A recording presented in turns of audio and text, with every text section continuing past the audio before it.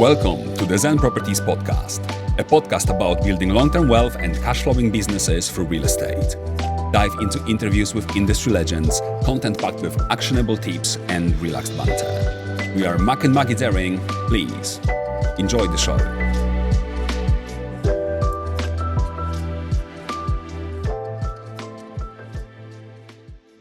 Welcome everyone to the first episode of the ZEN Properties podcast. My name is Mac Daring and I will be your host. So let's start with quick introductions. Maybe let's start with the podcast itself. This is going to be, at least initially, a bi-weekly podcast, not a weekly one, because I'm extremely busy right now and at this point I don't have a content production team. Everything is done by myself. So it needs to be a bi-weekly for now. Probably will be a weekly, few months down the line. So this podcast is for property developers, for property operators, for property investors, all the good people that are interested in the properties world. And I'm not going to be talking any bullshit here, okay? So this entire podcast will be extremely real, fluff-free, bullshit-free, and practical. Tons of actionable tips for you guys based on my real experience. So speaking of my experience in the property world, I've got quite a few different things that I focus on. Let's start with the service-based business. So it's me, my wife, and later on we've added to the portfolio our good friend Ethan, and we run 12 properties in a rented serviced accommodation portfolio. So that's the serviced accommodation R2SA. Now, on the other side, we use the cash flow produced by the service-based, management-based, operations-based business to purchase our own assets. And currently we have 5 assets. We have our family home. We've got one buy-to-let vanilla asset. I will just let it sit there because it works. Vanilla buy-to-let works around Northampton, where I currently am located. So this is going to stay. And we have converted our first office to 3 flats, pretty much finishing right now. In 3 weeks' time, we will finish it completely. Around 4 weeks from now, it should be refinanced, at which point we'll have 5 completed assets and I'm on the market to buy a little bit more. So that's the property portfolio that we have. Now, a little bit of my background, education, experience. So my background is absolutely not from properties. I'm a techie. I come from the Wi-Fi networks world, where I've spent like last 20 years getting to the top of the game. So at some point last year, probably, so 6 months ago, I was considered to be like top 50 consultants in the world, technical people in the world. Me and my good friend Matt, we were working together for the last 10 years, both as Wi-Fi professionals, first as the Wi-Fi Ninjas, Wi-Fi consultants. Then we were both headhunted to work for a great company called Ekahau, where we were both directors of marketing, of technical product marketing. When it comes to education, I'm not sure it matters because it's not relevant to what we do here. I've got a master's degree in computer networks, done in Poland in 2010-ish. So been a while, crocodile. 27 network-related certificates, professional certificates. So pretty much done all that was on offer when it comes to Wi-Fi and a lot of routing, switching, some security data center and stuff like that as well. So that's the background. Now, experience.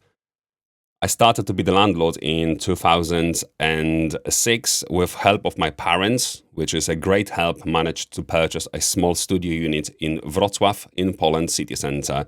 A beautiful little flat, small one, but it was a great start. Then after moving out to the UK, maybe like 14 years ago now, something like that, I kept the flat in Poland and it tripled in value over 10 years of ownership, which is quite crazy and unheard of in the UK. So I was quite lucky with that. It was a pain in the ass to manage that asset. So I sold it with a good profit. I paid back my parents completely and used that money as a seed money to purchase first a buy-to-let property in the UK. Then we've saved up with my wife to purchase a second buy-to-let property in the UK. At which point we were extremely busy professionally and as a family, having one small kid, both climbing career ladders in the corporation world, because that's what we were accustomed to and taught by our parents, friends, and families back in Poland. So we didn't know that there is another way, like a more entrepreneurial way. And so 2 buy-to-let assets and a demanding 9 to 5 job. Doesn't matter if it was the Wi-Fi Ninjas consultancy, Natili being like a network engineer consultant, or a marketing director in Ekahau. It was still all very demanding, and that was very difficult to grow anything outside of doing the Wi-Fi Ninjas and 9 to 5 work. So properties, I wanted to grow them because I always felt it's a way to go, but I never did to a good extent because I was just too busy. Righty. So now what's the end goal for me, for my wife, for tons of other people that I know? It might be an end goal for you as well.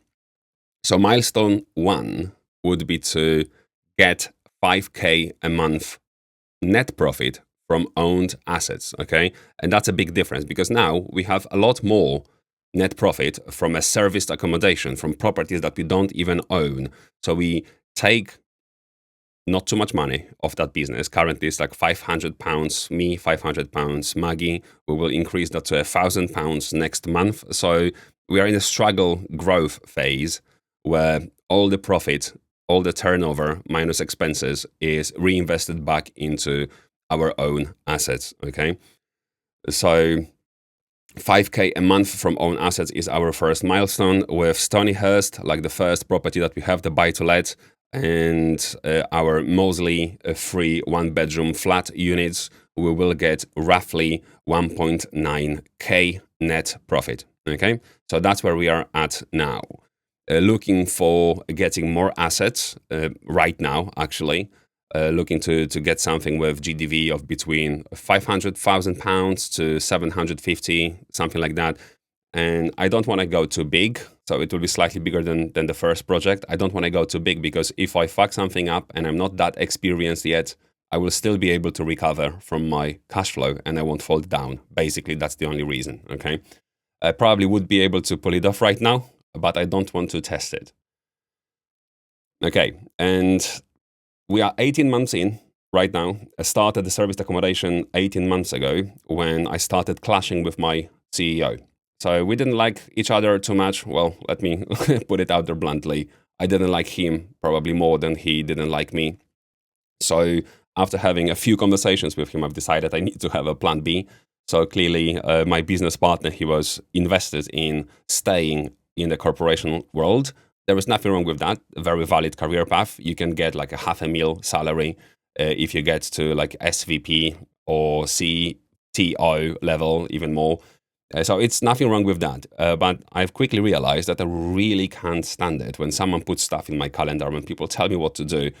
I know what I need to do in order to succeed in my role, and I really don't take being managed too well. It's always been the case, but I didn't have a choice. But now I started to have a choice. I had a few properties to fall over into and decided to sell one of our buy-to-let properties to invest in property education and start launching luxurious, big, beautiful Airbnb units. So that was 18 months ago. And second milestone is getting 10K a month from own assets, at which point 10K a month for our household pretty much translates to not having to think about money anymore. Our minimum spending a month is £5,000, including the mortgage, the food, the nursery, everything to sustain the family. That's £5,000. That's a total minimum, and that doesn't even include a lot of holidays. I have like £200 a month put aside for holidays right now, with 5K a month from serviced accommodation / assets. And I want to get it to 10K a month from just own assets.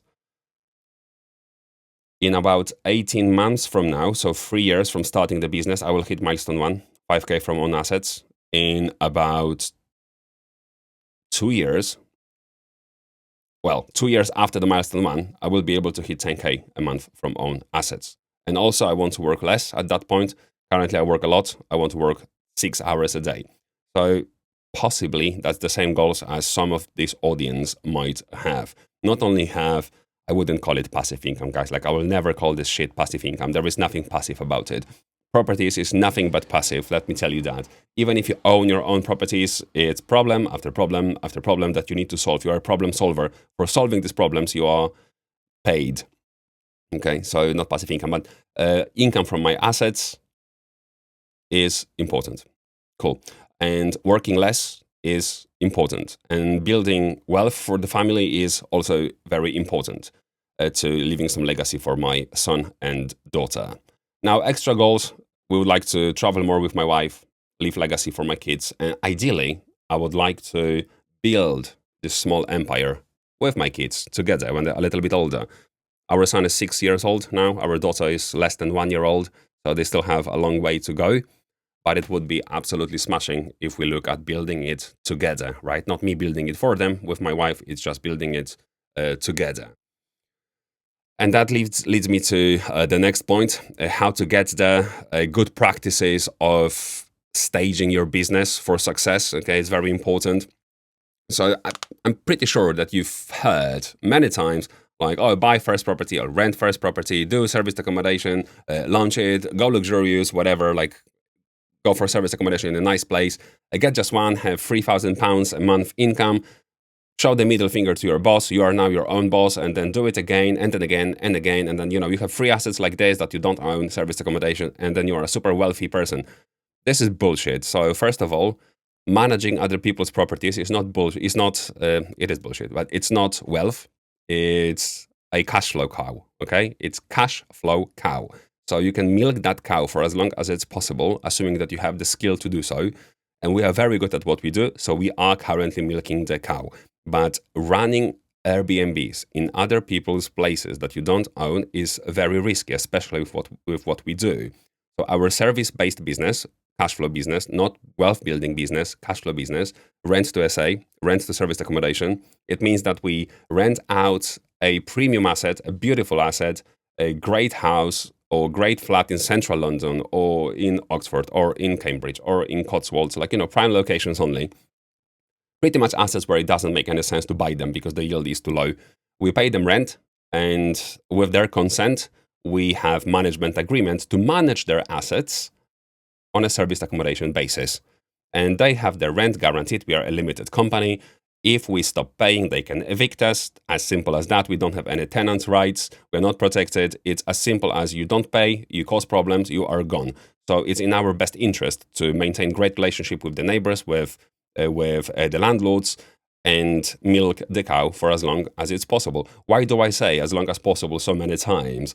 Because now with the socialist governments at helm, it's becoming more and more difficult. So not only the trend of what we are doing or were doing historically very aggressively, building rent to SA portfolio, many people were teaching that concept. Many people were following that concept.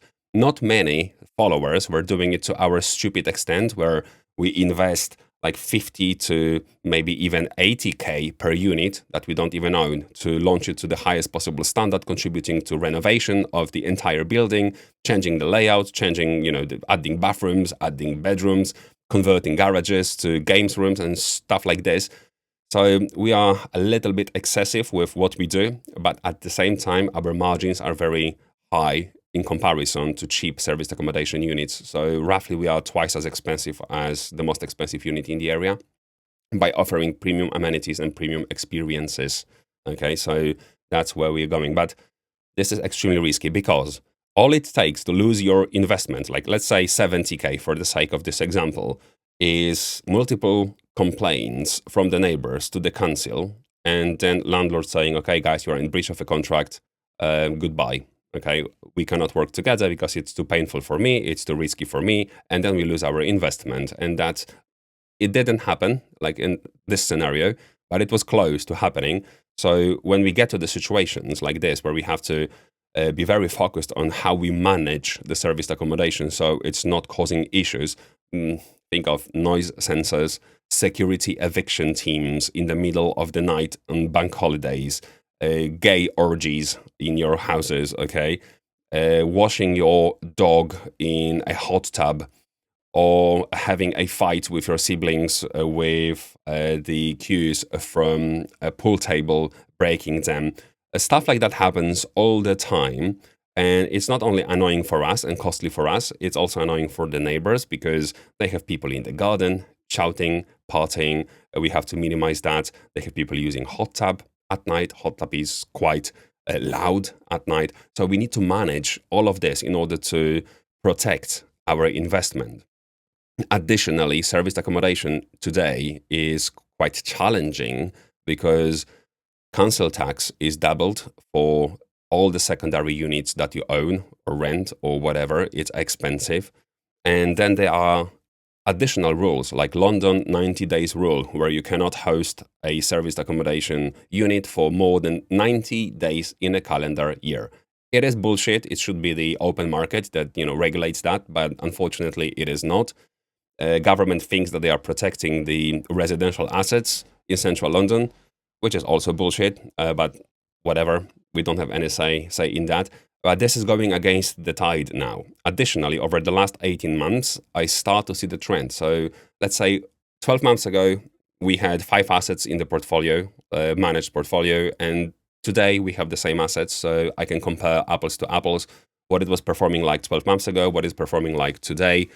And the conclusion is that bottom line has shrunk by 30% from the same assets over the year. So we have inflation, we have higher cost of purchasing anything, and we have lower profits from operating this business. So our accounts are strong. We've hosted like 1,000 stays. We are super hosts. Most of our properties are guest favorite, which means that they are close to 5 out of 5, and it's still shrinking. So bear that in mind when you want to start serviced accommodation business. So a question, would I recommend serviced accommodation to my friend? Fuck no, okay? It's hard work.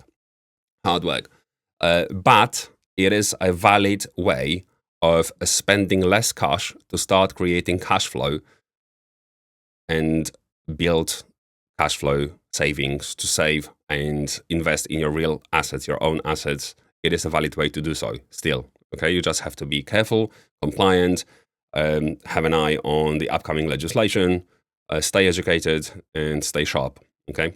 But it's not safe anymore. Service accommodation is not safe.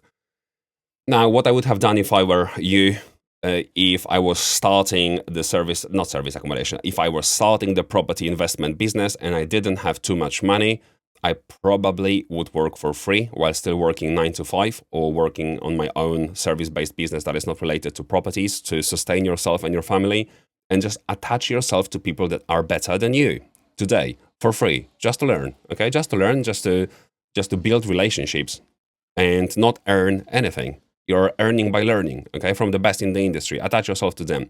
So in order to find those people, you don't go to educators events like Touchstone Education event or a freaking progressive property event. It's full of desperate people with no money. So I wouldn't recommend that. But site tours, for example, like real site tour of a development hosted by great people in the industry, by experienced people in the industry, you learn from them for free. You show up, they remember you, then you show up again. Then maybe you have your own development and they show up to your event, and you build up your relationship with people that are way better, way more experienced than you when it comes to what they do and how they do it.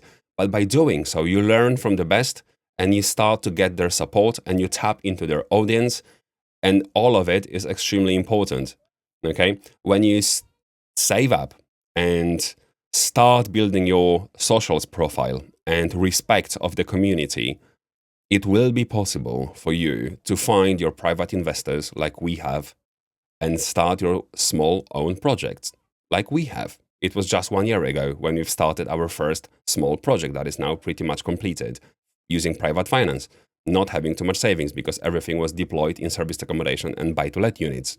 And now I've resigned from my full-time employment and I'm using my serviced accommodation business to sustain myself while still using investors to add more assets to my own portfolio, creating win-win situations for everyone. Investors have first charge, a lot of security, and they have great return from their money. and I have more assets, and I don't have to go through the headache of dealing with senior lenders, with the banks, with like a mezzanine finance. I don't need to do that because of I know friends that have more money than time, and I would really recommend you doing the same. Now, you probably want to build your wealth with your own assets, and to get there, we'll probably have like a dedicated episode about different investment strategies. I guess it will happen very soon, but it doesn't have, of course, to be development or serviced accommodation. Uh, Myself and my business partners, Ethan and my wife Maggie, we are very good at serviced accommodation. I would like to think of myself as a professional serviced accommodation operator that is one of the best in the industry. That's probably the case. So we will be buying more serviced accommodation assets, but this is my advantage. It doesn't have to be yours. Maybe you are better at building, construction, project managing, developments. Start with small development. It doesn't have to be super expensive. You can purchase 100K worth of a commercial property, for example, convert it to 2 flats for 80K of your own money investment. It's easy to find an investor with a first charge, against an asset, a real asset, and then use your own savings to develop that property. And then you create uplift. So you've spent 100K on purchase, 80K on development, 180K all together. Then you add private finance over a year. If you're lucky, it probably will take you more than a year, I guess 18 months. So you got 100K, you need to pay 22K on 11% back on interest. Then you need to pay some legal shit, consultation, surveys, professional consultancy. All that stuff will cost you additional 25K, let's say. So you've spent 225K. Altogether, everything, you sit on an asset that is beautiful. You've deployed 125K from your own capital. You've used 100K from an investor. And now your property is worth 275K, for example. And now you take 65% loan to value, 75% loan to value, depending on what you want to do. If you prioritize cash flow or prioritize lump sum money getting out of the deal, maybe not even leaving any of your own money in a deal once it's done, you pay back your investors and you go in again. It doesn't have to be massive, okay? Every time you finish a deal, you create your own assets that you might sell for a lump sum. You will get some money out that way by doing commercial conversions, or you can keep those units. I'm a keeper, not a seller, typically. I know many people that are sellers more and keepers less for various reasons. Like big guys in the industry, they have bigger teams that they need to run. They have people on payroll that they need to pay. So sometimes the cash flow is not enough. They have to sell to stay afloat because of their operational costs. My operational cost is close to zero, so I can keep all of it, okay, and prioritize cash flow. And that's what I'm doing currently. But it doesn't have to be a commercial conversion or a serviced accommodation that you purchase. It can be a small residential unit that you maybe convert from 3-bedroom family home that is run down and really shitty, but it's in, like, I don't know, Northampton city centre. And it's a great area for HMO, house of multiple occupation. Maybe you convert that asset to 5-bedroom HMO. Maybe from 1 bathroom, 3-bedroom, you can squeeze out of it 5 bedrooms with 2 en-suites and 1 family bathroom. And then your yield from renting out all the rooms on a room-by-room basis is way higher than buy-to-let. And you create your uplift that way, okay? So maybe you still leave some money in the deal. Maybe it's 100K, maybe it's 80K, but you get a lot more money monthly, and your yield, which is return of your investment over time on a yearly basis, is quite high. I would say that everything that is above 10% is acceptable yield, meaning that your investment is paid back within 10 years. Everything higher than 15% yield, I would consider good. Everything higher than 20%, which means that your capital that you've deployed is paid back to you within 5 years, I would consider very fucking good, okay? 20%. If you have some deals with higher yields than 20%, then well done. You've done really well. Okay. But there are more strategies that you can use. let's talk about it on the next episode because it's a lot to talk about. Now, how am I planning to get to the wealthier state faster? I mentioned a small team, having a small team, having a low low overhead of running your business. By small team, I mean it's me and my wife. We work for our business, so we don't get any money out of it. We've got business partner on a JV basis, Ethan Clayton, amazing guy, 50% JV in some of the serviced accommodation portfolio, and he also doesn't earn anything. So we work hard and we reinvest everything back into the business. We've got a property manager, a contractor, Ethan's brother, amazing guy. So he gets a cut from a turnover, but it is really required because serviced accommodation is so time consuming. You need to have external help at some point, like after you have a few units, in order to focus on growing your business and not spending all of your time firefighting and running in your business. Okay. So it's extremely important to get external help. Currently, we cannot afford to get more people in the team, and we don't want to grow to a bigger size than we really need to. But ultimately, we will get 3 virtual assistants as well, and 1 stager, photographer, interior designer as well. So the stager, photographer, interior designer will work alongside our property manager to help us with launching new serviced accommodation units mostly, then do the professional photography, because we do it in-house, we do everything in-house, okay? So by in-house, I mean it's me, Maggie, Jordan, and Ethan, and that's all in-house. All the management, design, launching, project management of the construction, sourcing deals, you name it. It's just us for currently. But we would need to have some help. Having the designer, stager person would save me a week at least, if not 2 weeks, every time we launch new serviced accommodation unit, and that's a lot of my time. And then VAs, 2 virtual assistants, just for managing desk communication, 24/7, 1 in Johannesburg, most likely South Africa, to cover our time zone, and 1 in Philippines to cover the time when we're asleep. So the guests, they have answers to the questions 24/7, and that also frees up our property manager's time, Jordan's, so he can stay on top of checking the quality of communication between our VAs and guests, and focuses more on quarterly visits to all the properties that we manage, or that we own, or that we rent. It doesn't matter, all serviced accommodation units. He's driving around them once every 3 months to capture the feedback, and then again to action on that feedback, maybe with the contractor, maybe with some parts and whatever required. But the team will stay small. Additionally, we are extremely ambitious, and we are very focused, and we are fast at what we do, and we are all blessed with a hyper-focus capabilities.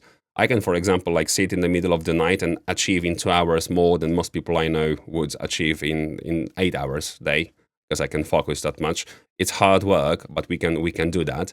But instead of working all life 100 hours a week, I want to work a little bit less. And instead of focusing on exponential growth, growing the team all the time, growing the business like crazy, I want to grow my bottom line and my own equity, my asset count, but I don't want to grow the team too much, okay? So as good friends from XP Property, Ben and Jack say, they've achieved their critical mass. They have like 9 people in the development company, I think. And if they wanted to start growing that team more, they would start looking at getting the building team, construction team in-house, and that's additional 40 people. And then you would look at, designers. You would start looking at more like a compliance team and a post-sales team, grow your sales team, do bigger projects, use bigger investors. You're upping your game, but before you start getting a major profit or a change in profit when you compare 9 people versus 109 people, it will take you months, if not years, of extremely hard work to optimize your processes to the point where you're nimble enough and iterated your systems enough times to start keeping some of the money that you're making. And I don't want to grow to that level. I want to stay small, stay focused, stay nimble, have my team to support me and my exec partners growing the team. and we want to focus on the linear growth, where let's say we always have two projects in a development stage, like commercial conversions, two at the same time. One is more advanced, one is more fresh, but we have two constantly from different investors. And as part of a JV with Ethan, we would have two serviced accommodation assets being deployed, being renovated all the time as well. So 4 assets in the pipeline at all time. Of course, with time, we will start going a little bit bigger, because believe me when I say that, it doesn't matter when it comes to the time you spend too much if you are converting an unused office to 2 flats or to 12 flats, okay? Like, the consultancy is the same, people in the team is the same, the construction will take longer, but all the processes, all the steps are exactly the same. So I think we will be growing that way. So first conversion was to 3 flats, GDV of £450,000. GDV is gross development value of the asset after it is completed. Okay, so it cost me £330,000 to purchase, develop, pay all the costs, finance everything, and it's worth 450. So that's the cost versus the GDV. And then the next project, to keep my growth, growing, I will do another project that now will be £600,000 GDV or £700,000 GDV, and I will grow that way. That's the plan. Okay. What else do we have to discuss? I think this is enough as an intro episode, so you get a gist of what we will be talking about here. You understand who I am, who is my wife, who is Ethan, my JV partner in serviced accommodation world. We will be inviting a lot of legendary people to the show. So we will have Ben and Jack from XP. We will have Ed and Laura that are our copies, just more advanced when it comes to what they've achieved, like 2 years ahead. So we want to talk to them as well. We will probably be talking to my friend that successfully runs buy-to-let portfolio to discuss if it's feasible, not feasible. Everyone says it's not possible, but he's got like 4.5 million in his own equity across 18 houses in Northamptonshire, and very, very good profits of that business. We'll be talking to him as well. We'll get some people, architects, to talk about architecture, planning consultants to talk even deeper about planning. And we'll have my wife a lot to talk about finances. So my wife runs all the finances. She's our tax advisor, accountant, bookkeeper, everything that is related to running finances in our businesses is my wife. We'll have Ethan here very, very often. And with Ethan, we'll be talking about intricacies of serviced accommodation, running serviced accommodation, finding deals for serviced accommodation, how you manage serviced accommodation unit, how you stage it, how you pay for it, the yields, the profits, the expenses, the turnovers, probably the group structures and VAT. Should you register? Should you not register? What happens if you register? Can you use TOMS, like tour operators scheme? Are you in the same camp as Sonder or not? Can you avoid paying VAT when running SA business? How do you get VAT back after purchasing commercial units when you are VAT registered and you have a correct group structure? Can you even do that? We will be talking about all that interesting stuff. And also, I guess we will be doing deep dives into the real projects of ours. I think the next episode in this podcast will be about mostly the 3 units conversion, a short presentation that I've done while doing our own site tour. I think it's like 1 hour presentation about the numbers, process, and all the do's and don'ts while working in the commercial conversion space. So have your eyes peeled for that. And this podcast will be uploaded to YouTube with minimal post-production. So apologies for that. Remember that it's just me doing all of that, right? Post-production, staging, audio, video, all this shit is just one person band. Uploading to the website, creating new podcasts on the website, and uploading the episode to the podcast hosting platform, to YouTube, all the descriptions, tags, titles, and you name it. It's just one person. So we'll be everywhere, on Spotify, on Apple Podcasts, every major platform you will be able to find us. We've launched our new website. It's zenproperties.uk. It's zenproperties.uk, where you will see our social media accounts that we are growing now. So more updates from projects, from the site, from construction site, from serviced accommodation units will be posted there. And that's it. So now just some closing tips, actionable closing tips. If you are a newbie, fine. Don't think about what you were gonna do one day. Just fucking do it now, okay? No excuses. Excuses are stupid, okay? So just like get some time aside, hop on YouTube, hop on podcasts, and start educating yourself. Clarify in your head what you would like to focus on, and just do it, okay? Not next year, do it now. And great resources for you to start with if you are, let's say, interested in commercial conversions. You have a guy called Ranjan Bhattacharya. Ranjan Bhattacharya is amazing when it comes to commercial conversions and political scene. So you understand what's happening and why. Then you have guys from the XP Property. XP Property, Ben and Jack Jiggins and Ben Richards. What a fucking legends these two guys are. So amazing. Not only they have amazing development podcast, property investment podcast, but they also, more than one, they have a Ground Up podcast, Jack and his friends. Then Jack and Ben, they have XP Property podcast. Both absolutely amazing. First one focused more on the business. Second one focused more on the business/properties. Absolutely amazing. Free value.